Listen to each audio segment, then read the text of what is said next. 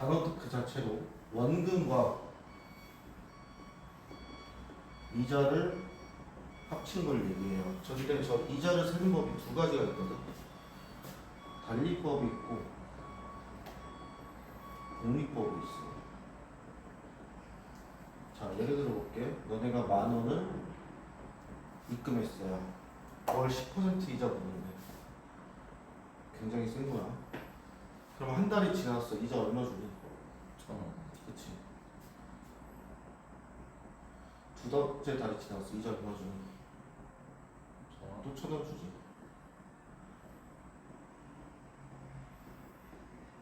그래서 원금에다가 이자율만 곱한 그 이자만큼만 계속 주는 게 달리법이야.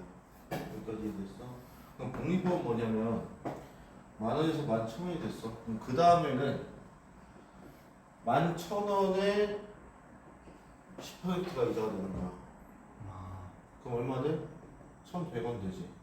그 다음에는 12,100원에 10%가 되는 거야. 1,210원.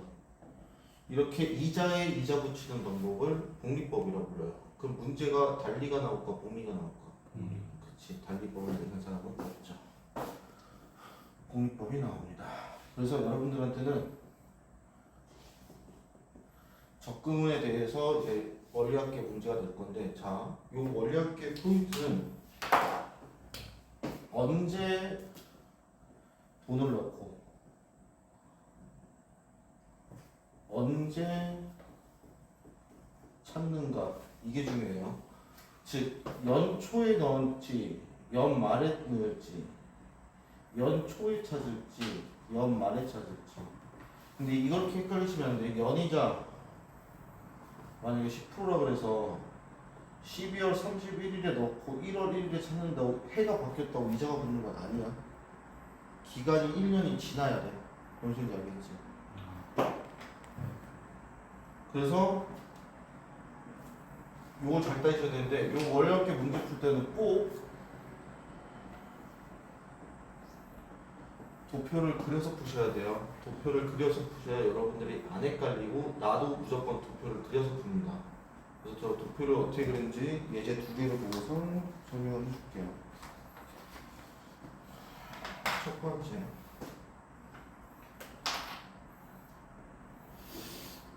매년 초 A1씩 입금한대요. 그리고 연이율이 R이래. N년간 적립한대요. 그럼 N년 말에 원리학계를 구하셔.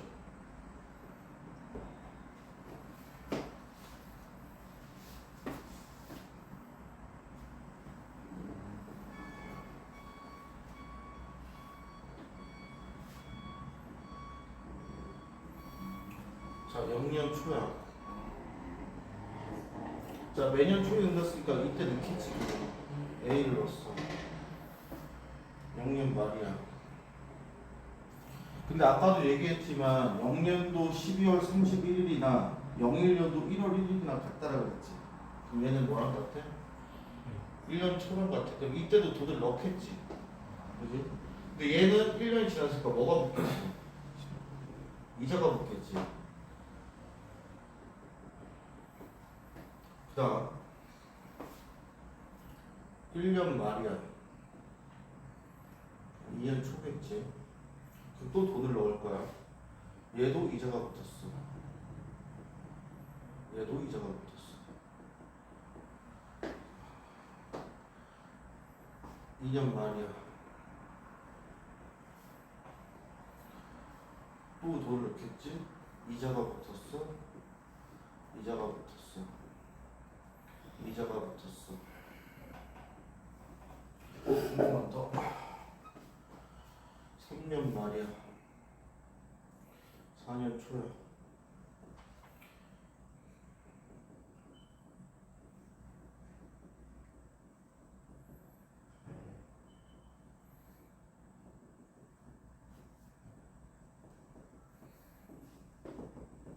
쭉 가. 그 다음 N-1년 말이야. N년 초지. 얘네 N년 말이야. 또 돈을 넣었어. 자, 봐봐.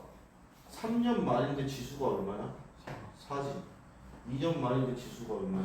3. 1년 말인데 지수가 얼마야? 2. N-1년 말이야, 지수.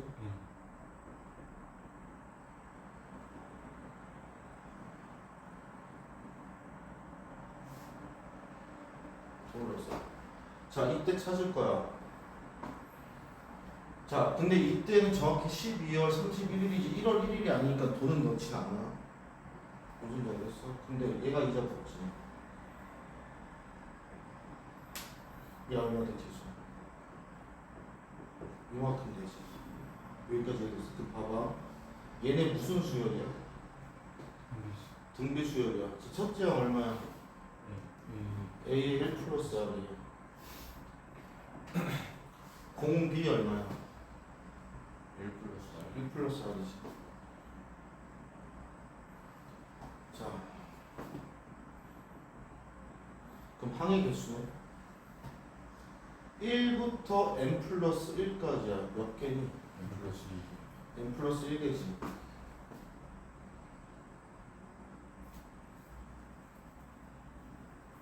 마이너스 1 해서 계산을 이렇게 구해주시면 돼요.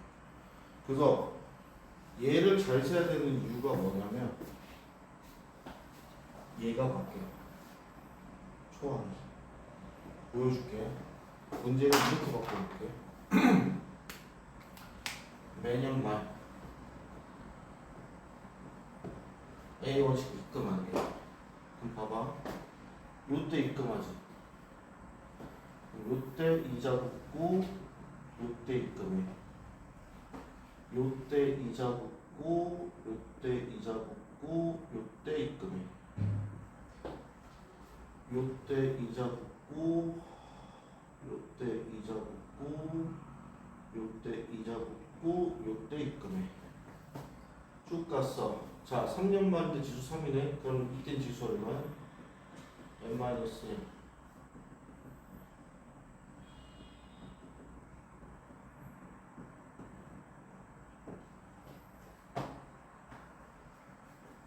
A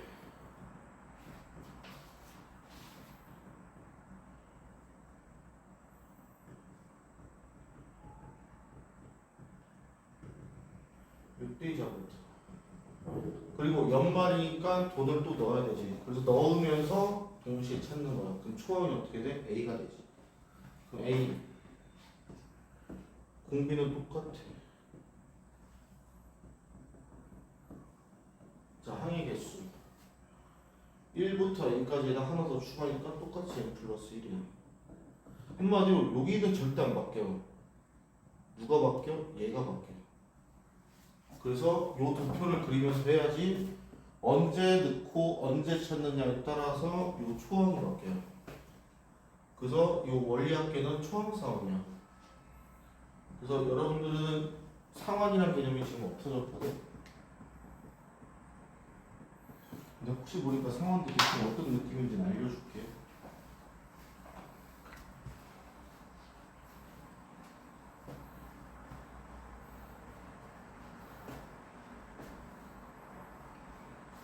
내가 B라는 애한테, A라는 애한테 0년 초에 100만 원을 빌렸어. 1000만 원, 100만 원 가져. 그리고 0년 말부터 매년 10만 원씩 갚을 거야.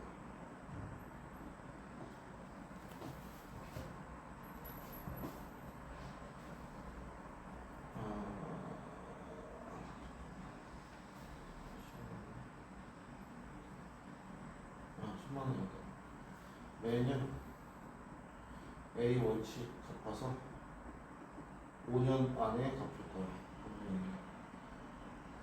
5년 말에 갚을 거야.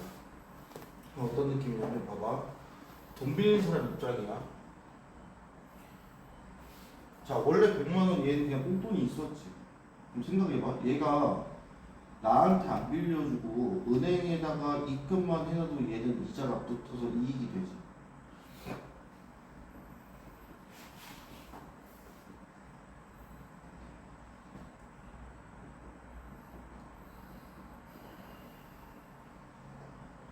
사년말, 5년말로 하자.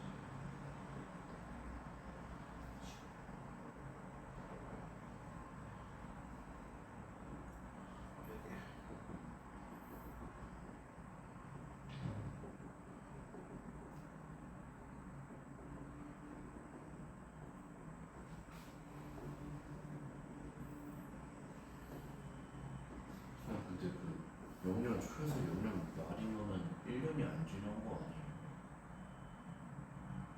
아, 이때가 0년 1월 1일이잖아. 잠깐만.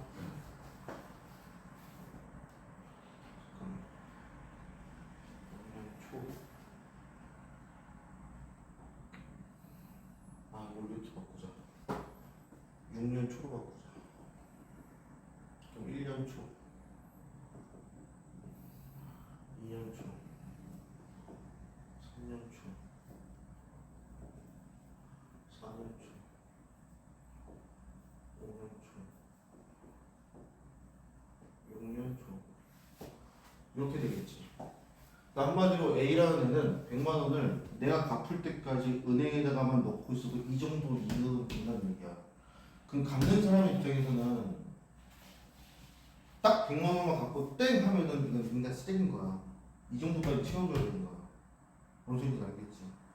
그럼 나는 매년 초, 1년 초, 1년 초부터 A1씩 넣을 거야. 그리고 이때 딱 묶는 순간 이 합계랑 얘랑 같으면 되겠지.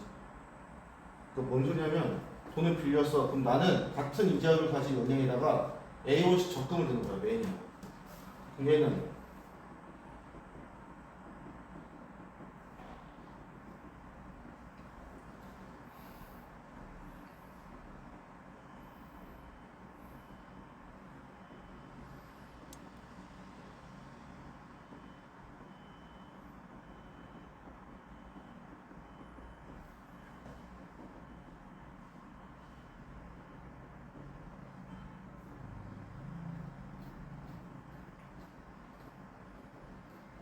이렇게. 그래서 이 원리 합계랑 제가 가만히 은행에다 박아놔도 얻을 수 있는 수익이랑 두 개가 같게 되는 A값을 찾아주면 돼. 이게 상황이야. 적금보다는 조금 더 어렵지. 근데 이게 교육과정에서 현재는 빠졌는데 모르죠. 학교쌤이 갑자기 급발진해서 자 튼튼 해가지고 중요한 게 이게 있으면 시험에 나오는 거지. 어쨌든 이게 원리 합계입니다.